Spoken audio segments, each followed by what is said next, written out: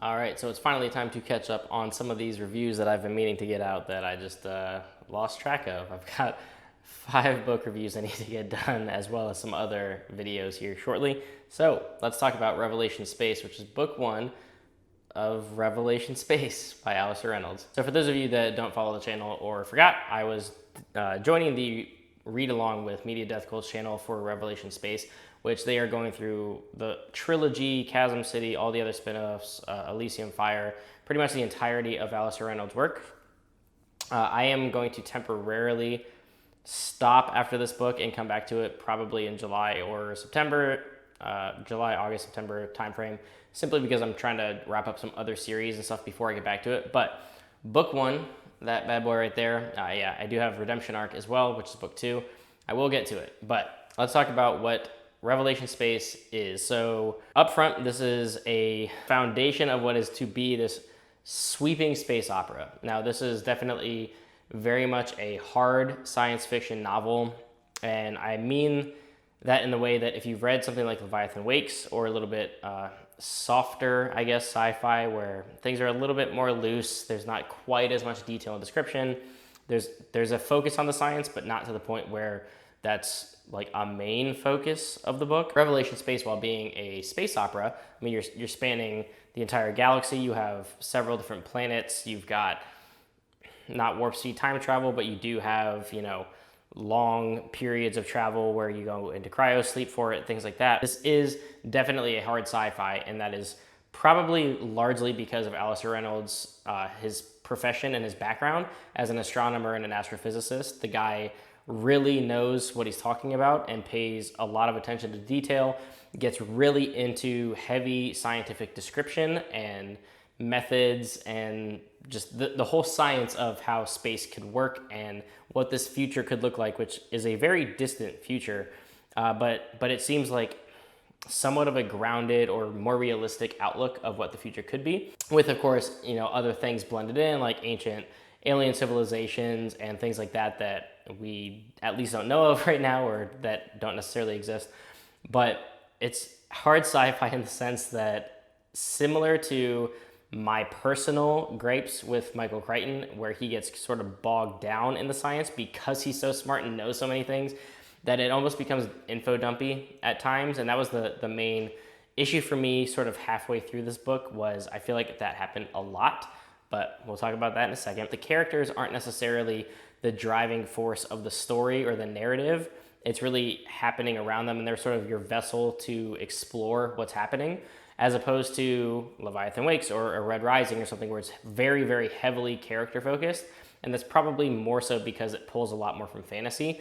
They kind of just different genres for those reasons. So speaking of the characters, right up front, you have 3 main POVs in this story. So you have Dan Sylvestre, who is an archaeologist, and he's studying on the planet called Resurgam and trying to uncover the event. That is a thing that happened in this story where nearly a million years ago, I think it was like 900,000 or 990,000 years ago, this alien civilization that was becoming super technological and advanced and was about to basically be able to do whatever it wanted via technology, just up and vanished, just disappeared, sort of like the dwarves in Morrowind. Just who knows, they just disappeared one day, up and gone. The most technologically advanced civilization the world has ever seen, and then just like that, they're gone.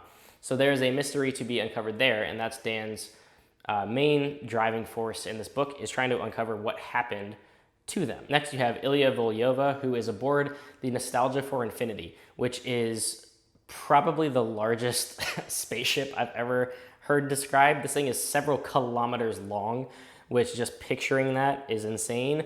And Alastair Reynolds goes into great detail of describing what these ships look like, how they operate, things like that. So like that kind of stuff is super fucking awesome and really enjoyable to read. Some of the other stuff does bog me down a little bit, but just the sheer scope and scale of things in this story is incredible to think about. And I'll get into a little bit about the world building here in a second, but just like the cities that he describes, the locations, the spaceships, that's all great stuff. Now the characters themselves though, like Dan, Ilya, and then our third POV, Anna Corey, who honestly was kind of like the most interesting to me, and then Volyova probably second.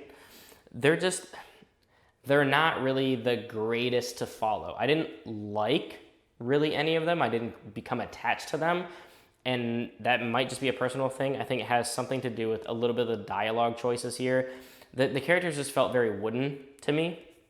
The dialogue wasn't that engaging. And again, the book does get bogged down in heavy description, and that just kind of took away from the overall enjoyment and pacing of the novel as well for me. That's really in the middle though. So Anakori, just to get back to the characters before I go off on a tangent again, she is a former warrior turned assassin, which I just thought that was kind of a cool thing to include in this sci-fi space opera. And she's actually tasked, of course she's like light years away. She's elsewhere. And she is actually tasked to find Dan Sylvestre and kill him. And she goes into a cryo sleep to basically make this journey to him. There's this whole cool concept of like timelines and how they actually work, because I believe it's almost like a Terminator thing. Like she's actually like in the future, but travels back in time. It's a whole thing, but it's super cool. But Ilya ends up taking her on as her gunner on her ship because she killed the last one because the person went insane just due to space and things that happen. People go crazy.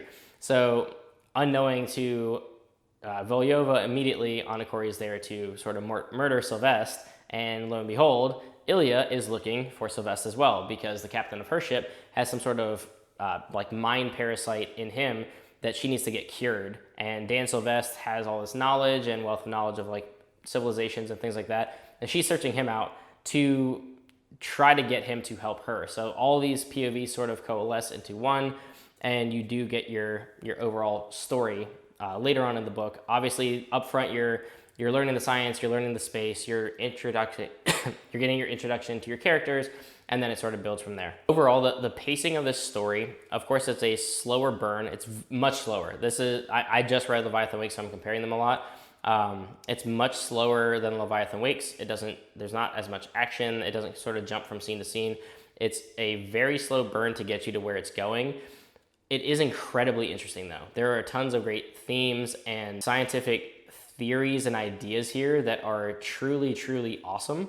And that's why this is so engaging. Like, I didn't love the book overall, but I liked it enough that I definitely want to continue. And there is so much here to chew on that it would kind of be criminal to just stop after this book, because I feel like there's going to be an expansion of the plot and the story, especially based on the way that the book ends. And there's just so much here being built on. And I trust the guy enough, being as intelligent as he is and sort of his inspiration for writing this, that the rest of the series and, you know, beyond just the trilogy are going to be some great sci-fi reads. And there's tons of praise for him as an author. So I definitely want to continue at some point in the next couple of months. Part of the reason why this was kind of difficult for me to get into is, while it does sort of get slowed down in the middle to explain things and there's a lot of info dumping at times, early on, I kind of looked at this as like the Malazan of space operas, where they don't explain shit for a while. You're kind of just getting a lot of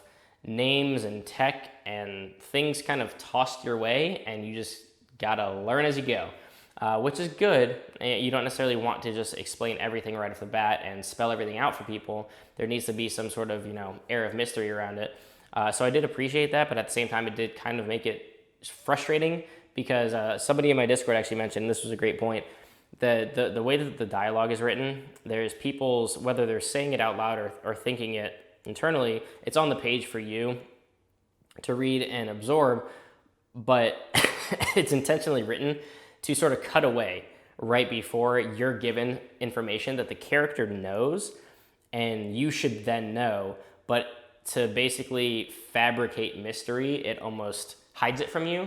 And I feel like Malazan did that a lot too, where like characters would just, like POVs would jump or the scene would change. Like, it's intentionally hiding things from you, and I feel like that's kind of cheap. Obviously that will pay off later, but that's sort of the reason why I had a little bit of frustration with how it was written. But overall, again, it is very interesting, and I like where things are going, especially after finishing it.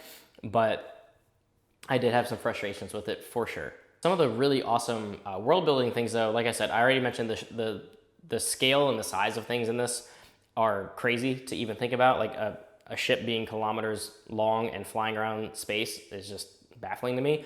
There's this place called Chasm City, which is actually one of the, I don't know if it's a prequel or just a spin-off. Chasm City is basically this giant dome city world that people live in, and just everything about it, it's described so well, and it feels real, and it feels like it could actually exist. And I want to get to that book because apparently that's one of the best ones in this entire series. And just the whole entire concept of Chasm City is awesome. A lot of the sci-fi things that you're familiar with and used to seeing, whether it be through video games or movies or books, you have augmented humans. So you have basically people that are attaching all sorts of technology and stuff to them. They're called ultras, where they're augmenting their being to basically essentially kind of be a robot almost, but just improving their body and mind in a bunch of different ways. So basically you have a bunch of Adam Jensen's walking around in Revelation space, which is super cool. There's a lot of these like different cool concepts, and you have ancient alien civilizations. You have the inhibitors who were, you know, that the event disappeared them almost 1 million years ago. You have the Shrouders, and you have all these different races and types of people going around, and aliens, and just all this mystery that is left to be uncovered. So you have a ton of things being built up here, and just the entire concept of Revelation space is really interesting and cool. I'm not going to spoil anything here, but just if you like hard sci-fi, you like a lot of well thought out scientific description and sort of not hand holding you in any way science fiction, this is definitely going to be up your alley. It is a space opera, which I love space operas. This is definitely a thinking man's space opera, at least from book one. Moyd actually did tell me that a lot of the issues that I told him I had about book one, he definitely improves on in book two. So I am going to read Redemption Arc at some point in the next couple of months. I'm not going to keep up with the reading schedule just because I'm trying to wrap some other things up, but I do want to continue. And if my issues from book one are fixed, then I'm probably going to end up loving this series and want to read it all anyway. So I will get to it. But the only other thing, I mean, like action-wise, this is not an action story. This is not Leviathan Wakes. You don't have a bunch of ships blowing up and planets being destroyed and intergalactic war really happening, at least yet. I don't know. This is more of part mystery novel with Sylvester, and then you have sort of smaller scale.